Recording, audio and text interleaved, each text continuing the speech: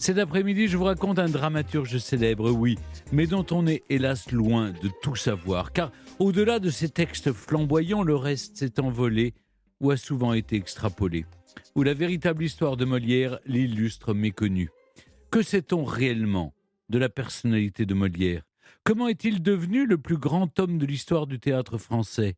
Quels sont ses derniers secrets?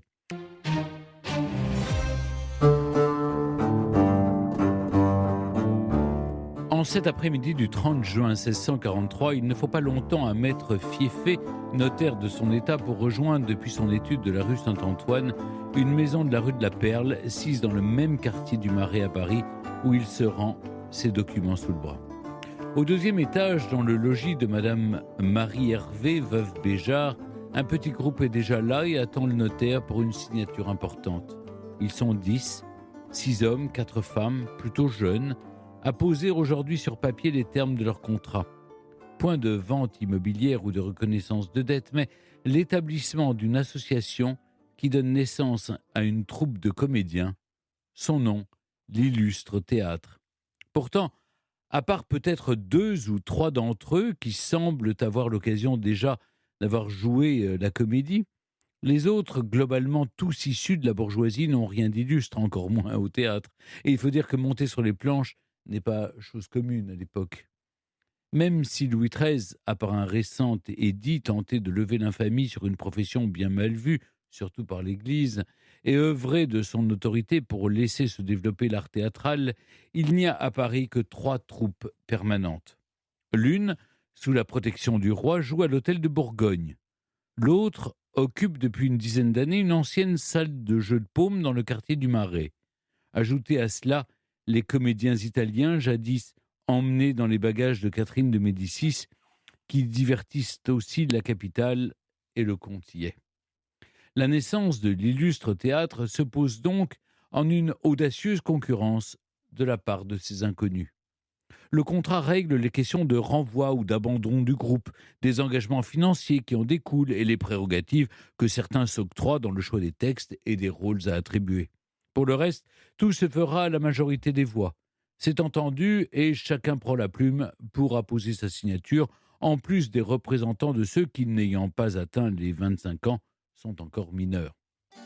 Les noms s'agglutinent au bas du document, ceux de la fratrie des Béjart avec Madeleine, Geneviève et Joseph, puis Catherine des Urlis, Madeleine Malingre, Denis Bèze, Germain Clérin, Nicolas Bonenfant, Georges Pinel et enfin un certain Jean-Baptiste Poquelin, 22 ans, qui n'utilise donc pas encore le surnom de Molière.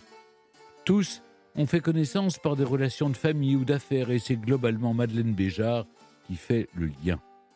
Et si certains deviendront en effet illustres, les jeunes gens s'engagent pour une aventure qui ne sera pas tout de suite, comme vous allez le voir, aussi triomphale que ce que le nom de la compagnie laisse pourtant augurer. Légalement, la troupe existe certes, mais il faut un lieu pour donner des représentations. Les garanties financières de certains permettent d'obtenir un bail pour une salle de jeu de paume sur les bords de la rive gauche de la Seine. On missionne d'abord les menuisiers pour aménager les lieux comme il se doit, en créant une scène, des loges et galeries. On fait aussi paver la chaussée devant la salle pour ne pas rebuter les bourgeois spectateurs. Et le 1er janvier 1644, la grande première a lieu. On ne sait pas ce qui s'y joue, mais pour sûr, c'est une tragédie genre noble par excellence qui ravit le public, ou à tout le moins ce que l'on nomme une tragicomédie, une œuvre sérieuse, mais moins rigide, au dénouement heureux tel qu'en produit par exemple le dramaturge Corneille, déjà célèbre. Les débuts sont prometteurs, d'autant plus que la salle de la troupe du Marais a brûlé qu'en attendant sa réfection, l'illustre théâtre permet de sustenter le public avide de spectacles. Entendons-nous, le théâtre, s'il connaît des formes populaires à l'occasion, n'est pas un spectacle pour les masses. Il est destiné à la bourgeoisie et à l'aristocratie, plus qu'aux classes laborieuses de la capitale. Mais le fait est que le public est au rendez-vous pour quelques belles tragédies comme La mort de Christ, écrite par Tristan l'Hermite, auteur proche de la troupe. L'argent rentre, l'argent permet de payer comme prévu les 4 instrumentistes engagés de façon permanente, fait rare, pour agrémenter les représentations de quelques intermèdes musicaux. Et en juin 1644, Au bas d'un acte notarié signé par des membres de la troupe apparaît pour la première fois un nom qui va entrer dans la légende, Molière. C'est, vous l'avez compris, le surnom que Jean-Baptiste Poquelin s'est choisi. Comme beaucoup d'autres comédiens, il s'invente une sorte de fief aux sonorités provinciales, et c'est donc désormais le sieur de Molière qui s'ébroue sur les planches et dont le nom sera plus tard sur toutes les lèvres, mais nous n'y sommes pas encore. Pour l'instant, le succès de l'illustre théâtre grandit doucement et brille même quand, à l'été 1644, Gaston d'Orléans, dit Monsieur, le frère cadet de feu le roi Louis XIII, accorde sa protection officielle à la troupe. Point de subside, mais un patronage glorieux et de bon augure. Mais l'emprunt de 1100 livres signé au mois de septembre atteste que la situation financière vacille. Les recettes ne comblent pas les dépenses et la troupe décide de changer de lieu. Elle part en 1645 vers une autre salle du jeu de paume sur la rive droite, dans le quartier Saint-Paul, près du Marais et des hôtels particuliers de l'élite. On y joue là les belles tragédies, l'illustre Olympie de Nicolas Marie dit Desfontaines, ou encore La mort de Sénèque de Tristan l'Hermite, toujours lui. Peut-être le jeune Molière commence-t-il dès cette époque à user d'un style qui, sans être révolutionnaire, est un peu nouveau. Lui et ses collègues tentent de donner un peu plus de naturel à la rigide déclamation d'alors.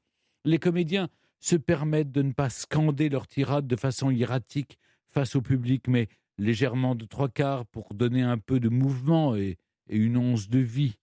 Les spectateurs sont au rendez-vous et Madeleine Béjart commence par exemple à se faire une bonne réputation de comédienne. Mais les foules se font attendre, d'autant que le théâtre de la troupe concurrente, du Marais, a rouvert avec succès. À l'été 1645, les dettes s'accumulent et la situation s'envenime. Des créanciers font appel à la justice. Molière, désormais perçu comme chef de troupe, est brièvement mis en geôle au Châtelet. Ses compagnons obtiennent sa libération. On s'endette pour payer ce qui est dû. Le cercle vicieux continue et les récriminations reprennent. Après un bref second passage en prison, les procédures s'éternisent pendant que les biens de la troupe, costumes, décors et tapisseries de loge, sont saisis. Et au commencement de l'année 1646, clairement, c'est la faillite, quand débute le carême, traditionnel temps de relâche théâtral entre le carnaval et Pâques. Une période où les comédiens des troupes ambulantes qui sillonnent la France se rejoignent en général à Paris pour trouver pendant cette pause de nouveaux engagements. Madeleine Béjart, forte de son entre-gens et de son talent déjà loué en ville, se fait embaucher. Elle intègre l'une des plus réputées des troupes dites de campagne, dirigée par le comédien Charles Dufresne, qui jouit de la protection du puissant duc d'Épernon, le gouverneur de Guyenne. Madeleine a trouvé du travail et emmène naturellement auprès d'elle ceux qui lui sont proches. Sa fratrie, avec Geneviève et Joseph, mais aussi celui qui est désormais son amant, Jean-Baptiste Poquelin dit Molière, qui laissera son père régler une partie des dettes. Monsieur Poquelin père est un marchand et artisan confortablement installé. Il occupe aussi la sympathique charge de tapissier du roi, que Molière n'a pas voulu reprendre pour mieux se consacrer au théâtre. Ce petit monde se met donc en route vers les terres de leur protecteur, la Guyenne, actuelle Aquitaine, après être passé par Nantes et le Poitou. Une itinérance à travers les provinces de France qui durera longtemps. La troupe de Dufresne va en effet sillonner les routes du royaume pendant 12 longues années. Et c'est bien là que Jean-Baptiste Poquelin devient véritablement Molière et que son théâtre devient illustre.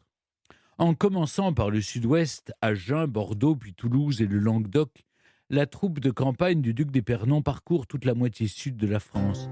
Mais l'appellation de troupe de campagne ne veut pas dire conditions miséreuses. Si on a parfois l'image de saltimbanques loqueteux juchés sur des vieilles carrioles pour porter leurs décors et costumes à travers les boueuses routes de France, la plupart du temps la troupe loue les services de transporteurs et se déplace tranquillement par voie d'eau ou carrosse. C'est une vie de bohème, certes, toujours en troupe qui devient une vraie famille, toujours en mouvement, mais pas une vie d'indigent. Les comédiens passent des mois dans les villes, se font héberger par les puissants ou louent quelques logements décents. Ils jouent dans les hôtels de ville, les salles de jeux de paume qu'on aménage rapidement, les demeures de riches particuliers ou les palais de campagne.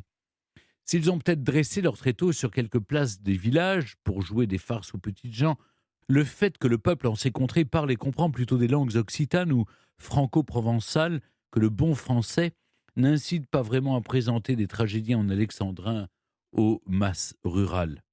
Les spectateurs sont essentiellement urbains, relativement aisés et éduqués. Il faut d'ailleurs à chaque étape s'attirer les bonnes grâces des édiles municipales, sans oublier l'obole pour les pauvres. Si la troupe est d'abord sous la protection du duc d'Épernon, elle passe dès 1653 sous celle du prince de Conti, féru d'art et de lettres. Partout, les comédiens peuvent donc se prévaloir de cet important personnage prince du sang. Ils l'ont rencontré pendant les États du Languedoc, réunion annuelle des représentants de cette province qui en profitent pour donner de grandes festivités. Molière et ses comparses y jouent des spectacles et obtiennent un financement pérenne de leur part, ce qui ne gâche rien. Quel est le répertoire de la troupe ? Bien, des pièces de Corneille, de Georges de Scudéru, Jean de Rotrou, certainement aussi celles de Tristan l'Hermite que l'illustre théâtre avait lancé à Paris. Mais à force de jouer face à un public conquis qui en demande, eh bien, il faut de la nouveauté.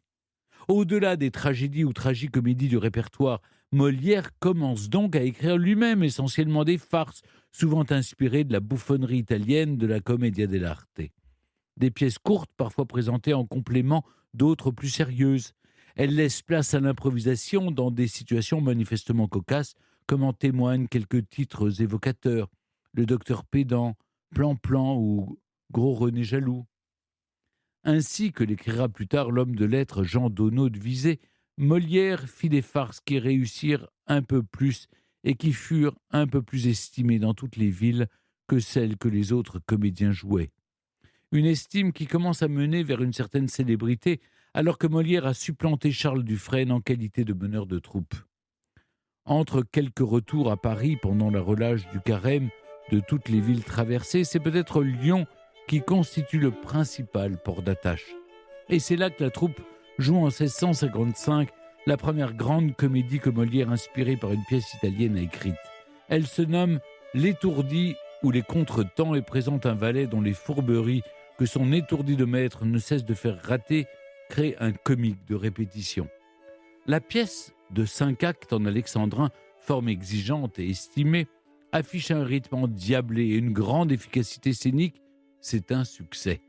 Molière est désormais plus qu'un comédien, il est un auteur et il ne s'arrêtera plus jamais d'écrire.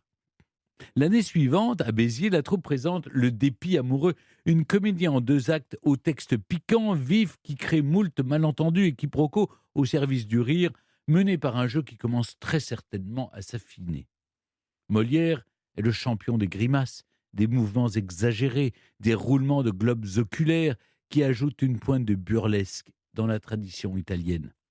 Si le prince de Conti retire finalement sa protection et les États du Languedoc leur financement, la réputation, elle, s'étoffe et les planètes vont bientôt s'aligner. En 1657, la troupe du Marais quitte un temps Paris sur fond de dissensions internes et Molière juge que cette absence constitue une belle opportunité. En juillet de l'année suivante, le bail est signé pour reprendre la salle vacante. C'est officiel, Molière et sa troupe, certains membres ont changé depuis le début, même si les Béjards sont eux toujours là, se réinstallent dans la capitale. Mais les aménagements sont à peine enclenchés que c'est finalement un autre écrin et un nouveau protecteur qui vont assurer les auspices du retour. En 1658, Philippe, frère du roi Louis XIV, a 18 ans et commence à s'assurer une stature digne de son rang. Il se doit, comme tout bon prince, d'offrir son patronage à une troupe de théâtre quand son frère, le roi, protège déjà celle de l'hôtel de Bourgogne. On parle alors du sieur de Molière et de ses camarades qui viennent de reprendre la salle du Marais et sont connus comme la meilleure des troupes de campagne. C'est acté. Elle sera désormais la bien nommée troupe de Monsieur, frère unique du roi. Quoi de mieux pour devenir illustre ? Forte de cette prestigieuse titulature, la troupe joue en octobre 1658 au Louvre devant le roi. La légende veut qu'après les tragiques alexandrins de Corneille, une comédie de Molière ait tout de suite charmé Sa Majesté. Aucune source ne l'atteste, mais qu'importe. Louis XIV sera bien assez tôt conquis. Monsieur met à disposition la salle de l'hôtel du Petit Bourbon à Paris en alternance avec la troupe des Italiens. On commence bien sûr par des tragédies avant de livrer l'étourdi ou les contretemps, puis le dépit amoureux, et c'est un succès. La troupe est invitée à se produire à nouveau pour la cour. Elle n'arrêtera jamais. Surtout qu'en 1659, une nouvelle comédie, Les Précieuses Ridicules, est une réussite autant qu'une petite révolution de l'écriture comique. Dans une intrigue où des bourgeois se piquent de bel esprit, Molière crée de nouvelles figures théâtrales. Il n'y a plus seulement des archétypes sans âge, du valet facétieux au mari jaloux, mais des portraits qui correspondent à ceux de la société contemporaine. Les personnages des Précieuses sont vraisemblables, quoique risibles. On pourrait tout à fait les croiser dans les salons parisiens, les mêmes que fréquente justement le public. Molière dépeint les mœurs de son temps, qu'il caricature dans leurs aspects absurdes. C'est osé, et c'est surtout drôle. Ça sera désormais sa patte. Une dernière comédie dite héroïque, moins burlesque que galante, connaît en revanche un échec en 1661, mais elle ne laisse place qu'à une longue suite de succès comiques en vers ou en prose qui singent la société, des précieux aux médecins, des vieux seigneurs avares aux bourgeois infatués, tous empêtrés dans leurs certitudes ridicules. En 1660, la troupe a migré dans la salle du Palais Royal après la destruction de l'hôtel du Petit Bourbon et y restera, entre quelques représentations privées, et surtout pour la cour, à Versailles, Chambord, Fontainebleau ou Saint-Germain-en-Laye. Le roi a en général la primauté des créations, avant que chaque pièce ne soit donnée en ville et éditée, évidemment, comme il se doit. Et au-delà des grandes comédies, il y a aussi des pièces conçues sur demande, à l'occasion de fêtes princières ou distractions royales, tel l'étonnant impromptu de Versailles, avec un Molière jouant son propre rôle prétendument en pleine répétition, juste avant une représentation pour le roi. Les comédiens traînent des pieds et reprochent à leur chef de ne pas leur avoir donné le temps de savoir leur texte. S'ensuivent des parodies d'acteurs de la troupe concurrente de l'Hôtel de Bourgogne, l'évocation de critiques lancées contre Molière lui-même dans la vraie vie. Le public est charmé par cette inventivité. Molière semble avoir une capacité créatrice aussi véloce qu'inépuisable, en plus d'un talent pour les versifications des plus sophistiqués. Et au-delà du verbe, il travaille aussi à de grands divertissements qui embrassent toutes les formes d'arsenic, avec musique, danse et machinerie, qui mèneront au nouveau genre dit de la comédie-ballet. Souvent associés au surintendant de la musique, Lully, les deux Baptistes, comme on les appelle souvent, créent de merveilleux spectacles qui font se pâmer la noblesse et le roi. Sans jouir d'une intimité avec Louis XIV, Molière profite de la charge de tapissier et de valet de chambre héritée de son père pour être régulièrement présent au petit lever du monarque. Surtout, Molière divertit Louis XIV, qui le lui rend à coups de pension et d'une officielle protection. En 1665, c'est la consécration. La troupe est désormais celle du roi plutôt que de son frère, même si la politique s'immiscera un temps, au moment de la création de Tartuffe, une comédie qui raille l'hypocrisie de certains hommes de foi. Les rimes sont belles, mais la pilule est un peu dure à avaler pour une frange de ce que l'on nomme le parti des veaux, et après une unique représentation à Versailles, le roi suspend la pièce. C'est que la situation est alors tendue avec les jansénistes, un mouvement de religieux français en bisbille autant contre l'autorité du pape que du monarque. Louis XIV doit se montrer au monde en défenseur irréprochable de la foi, quand bien même il arrive volontiers. Mais une fois les tensions religieuses passées, le Tartuffe modifié et augmenté par Molière pourra être joué. Ce sera d'ailleurs son plus grand succès. Avec la trentaine de pièces que nous pouvons ici lister, Molière est célèbre, traduit dans toute l'Europe. Riche, il occupe un quasi-hôtel particulier à 2 pas de son théâtre, avec tout ce qu'il faut de place pour sa domesticité, et les clavecins de son épouse, Armande Béjart. Béjart, toujours ce nom. Car si Madeleine Béjart fut son amante à leur début pour devenir son amie, Armande est la fille de cette dernière, même si elle passe officiellement pour sa petite sœur, sur fond d'imbroglio d'état civil. Épouser la fille après avoir jadis aimé la mère, voilà qui nourrit des quolibets contre celui que certains décrivent en impie et honté, un démon vêtu de chair et habillé en homme, comme le clamera un ecclésiastique zélé. Pourtant, malgré ses troublantes amours, Molière communie pieusement aux messes de Pâques. Son ton satirique est parfois critiqué, mais surtout admiré. Il est un amuseur conscient que la comédie, en plus de divertir, peut aussi œuvrer à la vertu des hommes en riant de leurs vices. Et c'est un artiste globalement respecté et au fait de sa gloire, qui va disparaître brutalement pour laisser place à son illustre légende. Le 17 février 1673, Molière est sur scène pour la 4e représentation de sa nouvelle pièce Le Malade imaginaire. Affligé d'un mal pulmonaire, il finit péniblement le spectacle, puis est pris de malaise pendant que ses compagnons le raccompagnent chez lui. Alité, il crache du sang et agonise. Il faut appeler un prêtre pour ses derniers instants et qu'il renonce à la profession de comédien condamné par l'Église afin de mourir en bon chrétien. Des serviteurs se rendent à l'église Saint-Eustache toute proche.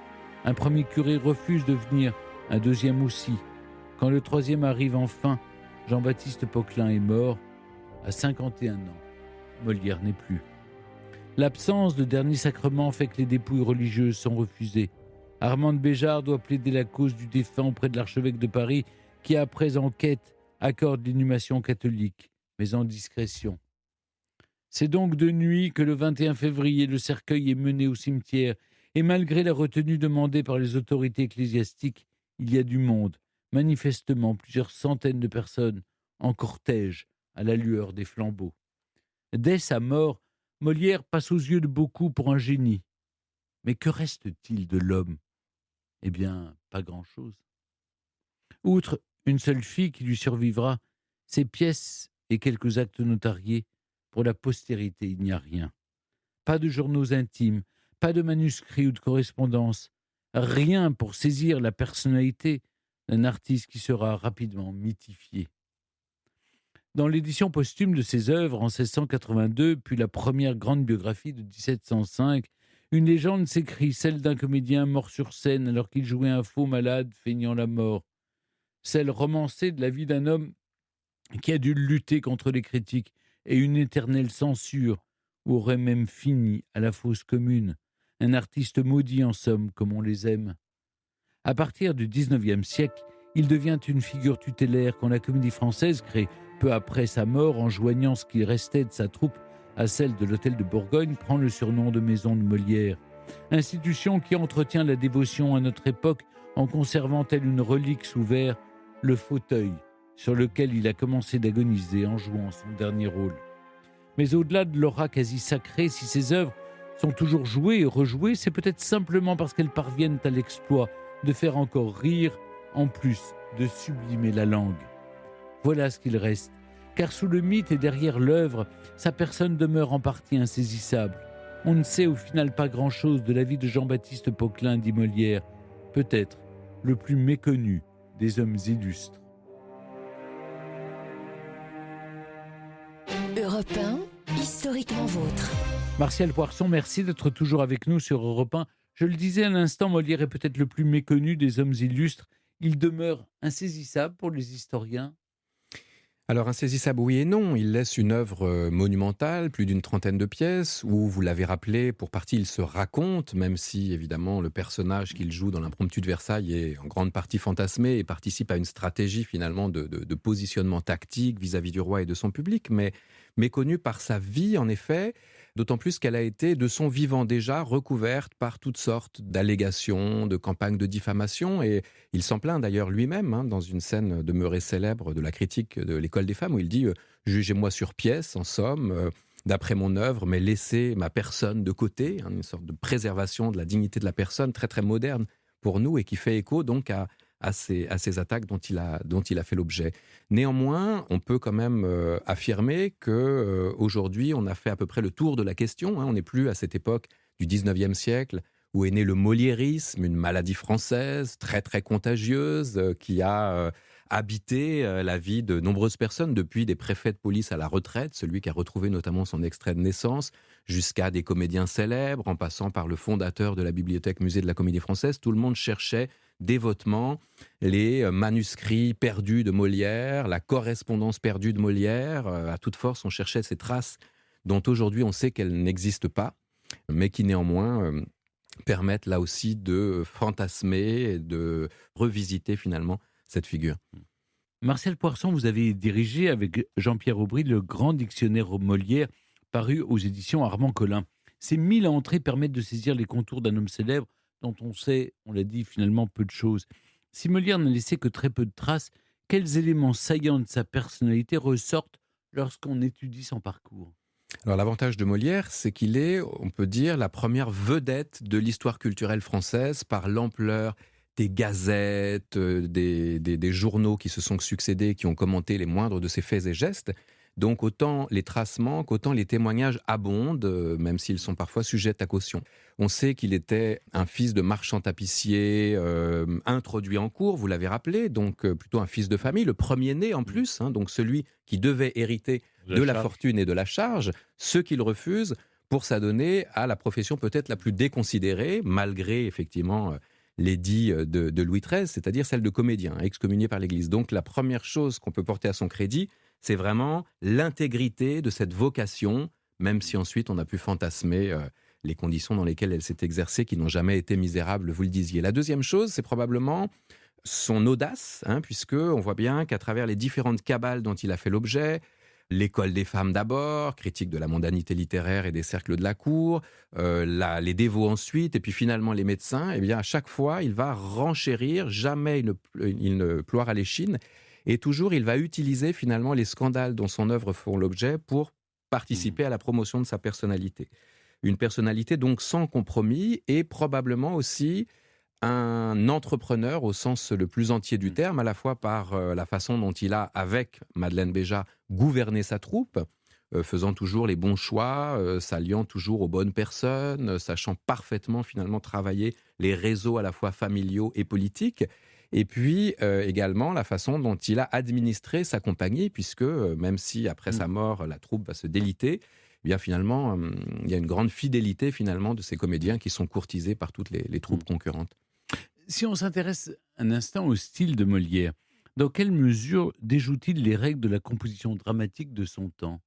Alors Molière fait de la comédie, qui était une petite forme vivant dans l'ombre projetée du grand genre qu'était la tragédie en 5 actes et idéalement en vers, pour finalement lui donner toute sa plénitude littéraire à travers deux choses qui pourraient passer pour contradictoires. Tout d'abord, vous le rappeliez, il convoque le réel sur le plateau, c'est-à-dire que c'est le premier à considérer que le théâtre doit parler de ses contemporains, sujet considéré comme prosaïque, qui n'est pas là simplement pour raconter les hauts faits des grands de ce monde, des rois illustres et des empereurs magnifiques du passé, mais au contraire pour vraiment se saisir de la vie sociale sur le vif. Et en faisant cela, en fait, il va développer un style tout à fait original, au point qu'on a longtemps pensé qu'il y avait plusieurs auteurs cachés sous cette œuvre très diverse, hein, en particulier le fameux Corneille, qu'on continue à créditer d'une partie de son œuvre de façon assez fallacieuse.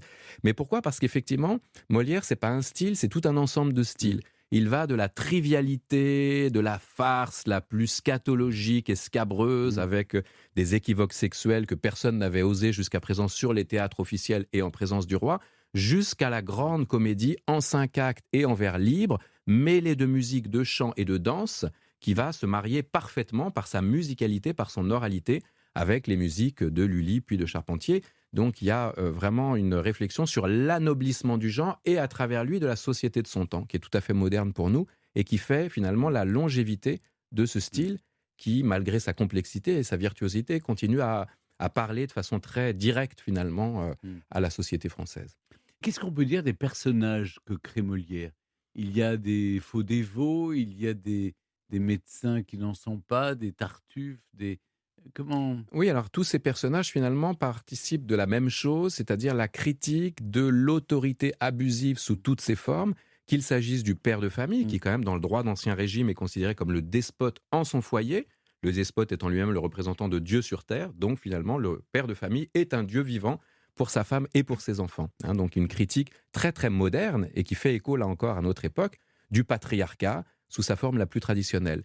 Quand il s'attaque aux hommes d'église, il ne s'attaque pas à la religion, comme on l'a prétendu, mais à l'abus de la situation de pouvoir qu'autorise pour les directeurs de conscience, c'est-à-dire ces gens qui vont dans les foyers expliquer, essayer de contrôler les reins, les cœurs et les esprits, et donc qui participent de l'utilisation abusive de la crédulité du peuple. Et enfin, quand il s'attaque aux médecins, c'est encore et toujours la même satire, puisque le médecin Et ce qu'il y a de plus proche d'un homme d'église à l'époque, il s'habille en noir, il parle un latin d'église et il prétend, par son dogme finalement, exercer un ascendant sur le patient. Donc on a des personnages qui sont toujours des représentants dévoyés du pouvoir et qui tous, et c'est ça vraiment la grande originalité de ce théâtre, vont souffrir par là même où ils ont fait souffrir les autres. Le cas le plus typique, c'est quand même le père de l'école des femmes, qui finalement va se retrouver empêtré dans les chevaux qu'il a construits autour d'Agnès, qui va très rapidement finalement le faire souffrir. Donc on est en présence de colosses au pied d'argile, et c'est ça toute la saveur finalement de ce théâtre. Mais il s'attaque donc à tous ces pères de famille, ces hommes d'église, enfin tous ces hommes qui sont en position d'autorité. Comment réagissent les puissants Il s'attire les foudres des puissants de l'époque. Alors ça, c'est tout le génie de Molière, qui sait être favori sans jamais devenir courtisan, qui sait il fait sa cour à Versailles quand même régulièrement. Il fait sa cour, c'est-à-dire que par l'excellence de son art, il est dans une sorte de deal avec Louis XIV, et il échange une gratification marchande contre de la renommée symbolique, en fait. C'est vraiment le principe même du mécénat princier de l'époque. Le roi paye beaucoup d'argent pour que les artistes deviennent des ambassadeurs, à la fois en son temps, à l'intérieur des frontières et au-delà, et également au regard de la postérité. C'est un passeport pour l'éternité. Donc on est dans un échange de services qui est vraiment le fondement même du statut d'artiste pensionné.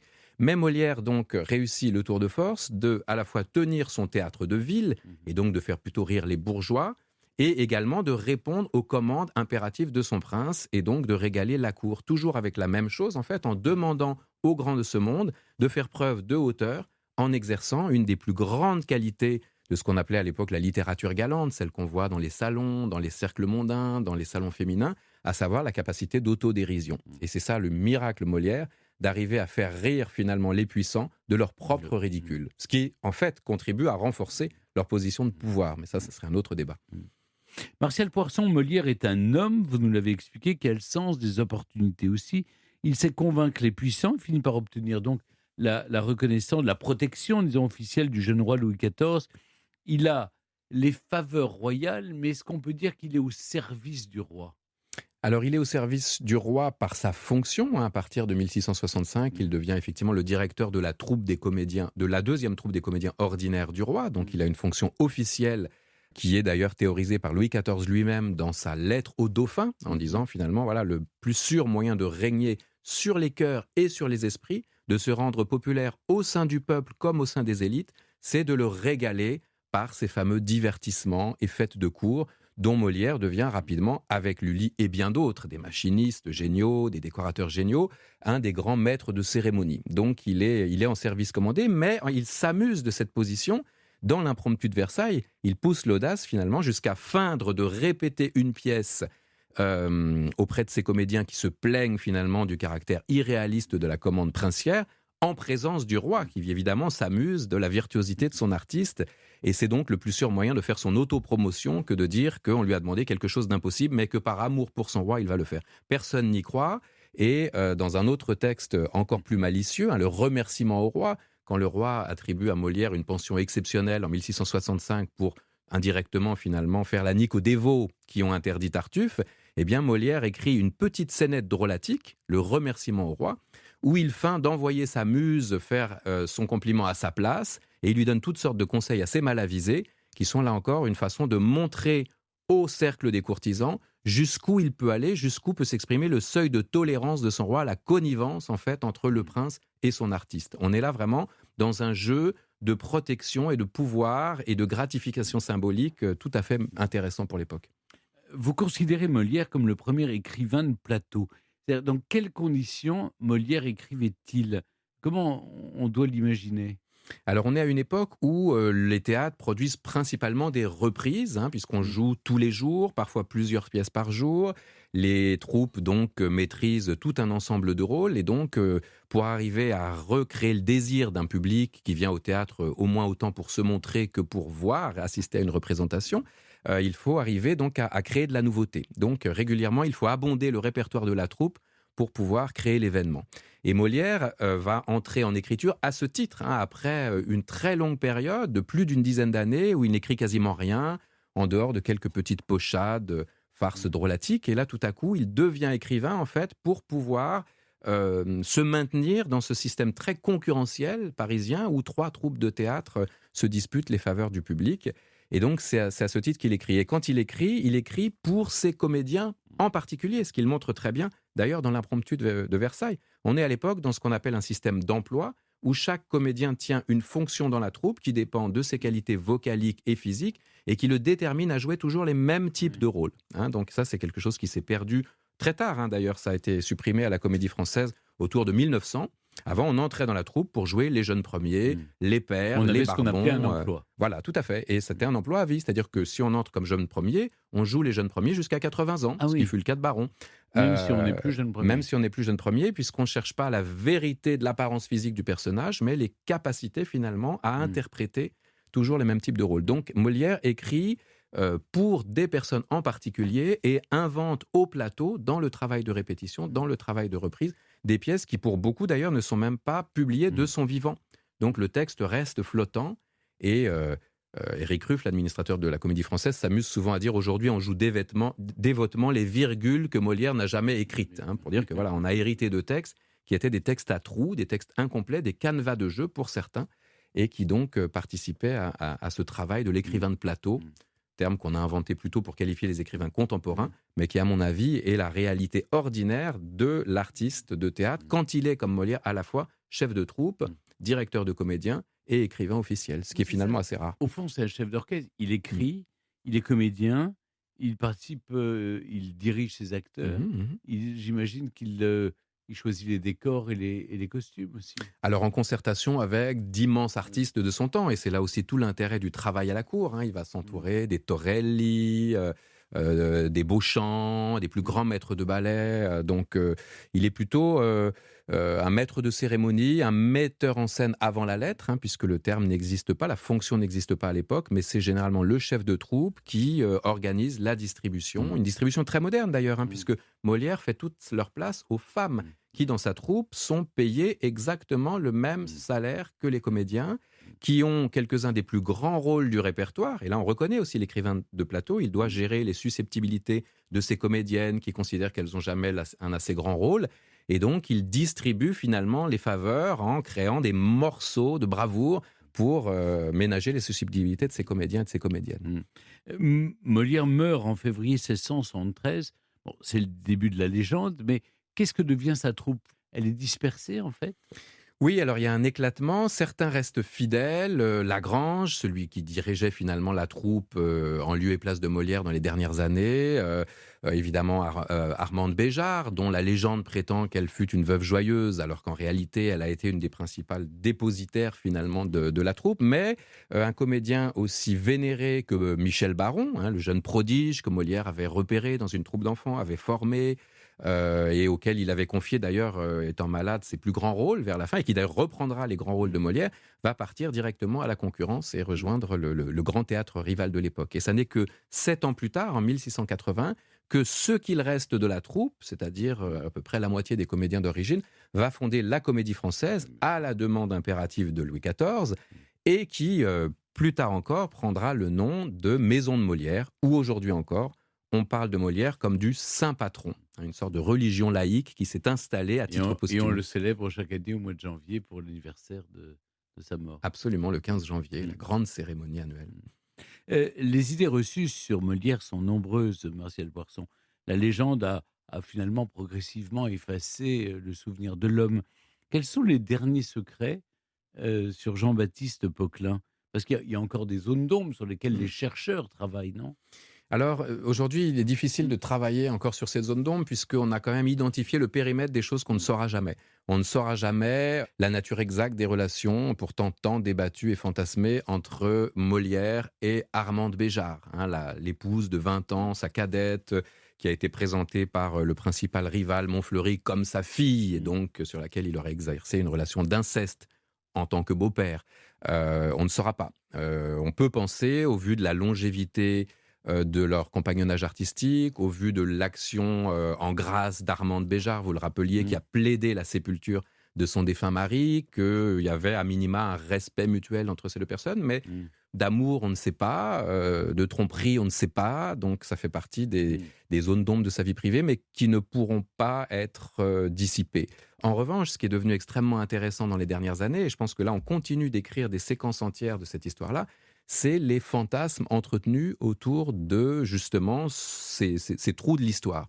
Un film est en train de sortir là qui s'appelle Le Molière imaginaire, à l'initiative d'Olivier Py, qui est presque entièrement dédié à l'hypothèse selon laquelle Molière aurait eu une relation homosexuelle avec Michel Baron, une vie de couple à l'intérieur du couple, et voilà, et c'est tout le thème du film, si vous voulez. Donc là, il n'y a aucune preuve historique de cette chose-là, pas le moindre début d'archives qui en atteste, mais en tout cas, ça permet de redéployer finalement les possibilités dramatiques et théâtrales, et là, en l'occurrence, cinématographiques. Donc, la légende Molière, qui s'écrit depuis 4 siècles sans discontinuer, qui a d'ailleurs commencé de son vivant, est devenue en elle-même un objet d'étude. Elle nous raconte la façon dont la toute jeune République, à la fin des années 1870, a sanctifié Molière comme un auteur républicain, quitte à forcer les différends qu'il a eus avec l'Église, quitte à grossir le trait, à accentuer la dimension irreligieuse d'une œuvre qui finalement ne parle pas de la foi, mais plutôt des serviteurs de la foi.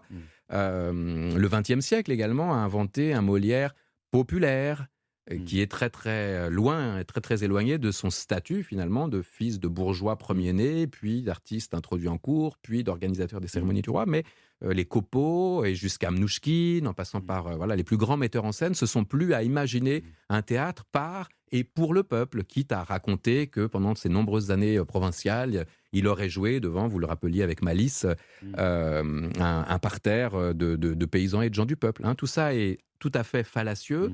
Mais tout ça offre finalement un regard au miroir sur la façon dont chaque époque, chaque régime politique s'empare de Molière. Il y a une exception, le seul qui a refusé de rentrer dans la Moliéromanie, c'est Napoléon. On a des notes manuscrites de Napoléon dans une édition des œuvres de Molière retrouvée à Sainte-Hélène qui dit en substance si j'avais été Louis XIV, j'aurais interdit cet artiste hautement subversif et qui nuit gravement à l'ordre public. C'est le seul, en fait, peut-être avoir mesuré le pouvoir de subversion, finalement, d'une œuvre qui remet en question tout principe d'autorité. Est-ce qu'on sait pourquoi Jean-Baptiste Poquelin s'est fait appeler Molière ? Oui, alors il y a 2 raisons. Là encore, il n'a donné aucune clé d'explication, mais il reprend l'usage que vous rappeliez, qui consistait à s'inventer un fief pour singer l'aristocratie. Et le Mol, ça peut être à la fois la pierre de Meulière, il y a beaucoup de carrières de pierre de Meulière en Île-de-France, ou au contraire le Mol, qui désigne un marécage, un endroit où l'eau n'est pas drainée, avec des marnes, voilà, un petit étang. Donc il y a plusieurs dizaines de lieux-dits Molière, sans accent, comme il l'écrit d'ailleurs à l'origine, qui existent en France et qui permettent de penser qu'il a cherché, comme les Lagrange, comme les Labrie, comme la plupart des comédiens de sa troupe, à s'inventer non pas un pseudonyme, mais un nom de scène. Nom de scène qui lui sera très utile, puisqu'au moment de sa mort, c'est ça qui a permis le deal avec l'Église. Ça n'est pas Molière, artiste sulfureux, qui est enterré finalement, c'est Jean-Baptiste Poquelin, marchand tapissier et valet tapissier de la Chambre du Roi. C'est ce qui est écrit sur son cercueil. Pas de Molière donc, mais juste un registre d'état civil. Mais on ne sait pas où il est enterré. Si, on sait très bien où il est enterré. Il a été enterré dans un cimetière qui a été détruit ensuite sous la Révolution française. Et les révolutionnaires ont faim au cimetière Saint-Joseph, au pied de la croix, mais on a faim d'exhumer ses dépouilles sous la Révolution française pour ensuite les enterrer en grande pompe dans le cimetière du Père-Lachaise en 1817. Pour augmenter la cote de ce cimetière qui était à l'origine en dehors de Paris, cimetière de l'Est. Bien sûr, mais en réalité, on n'est pas sûr qu'il soit dans le tombeau. On est presque sûr qu'il n'y a rien, aucun rapport avec lui dans le tombeau. De même que le morceau de mâchoire, d'ailleurs, qui a été pieusement conservé par Vivant Denon, dans un reliquaire, ça c'est intéressant, et qui aujourd'hui se trouve dans les réserves précieuses de la Bibliothèque Musée de la Comédie Française, sans qu'aucun test ADN ne permette d'authentifier cette attribution. On est vraiment dans le régime de la relique, on est vraiment dans une passion française, et tout le 19e siècle, d'ailleurs, s'est amusé à présenter les sectataires de Molière, ceux qu'on appelait les moliéristes, comme des... Victor Hugo, par exemple, faisait tourner les tables et parlait à l'esprit de Molière dans ses fameuses cérémonies de spiritisme.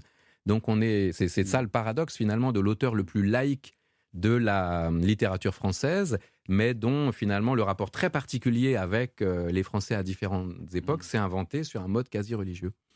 Merci beaucoup, Martial Poisson, de nous avoir accompagnés cet après-midi dans Historiquement Vôtre pour retracer la véritable histoire de Molière, l'illustre méconnu que l'on connaît désormais un peu mieux. Pour en savoir plus encore, je rappelle le grand dictionnaire Molière que vous avez dirigé avec Jean-Pierre Aubry, disponible aux éditions Armand Collin. Merci beaucoup. Historiquement Vôtre sur Europe 1 et en podcast sur europe1.fr.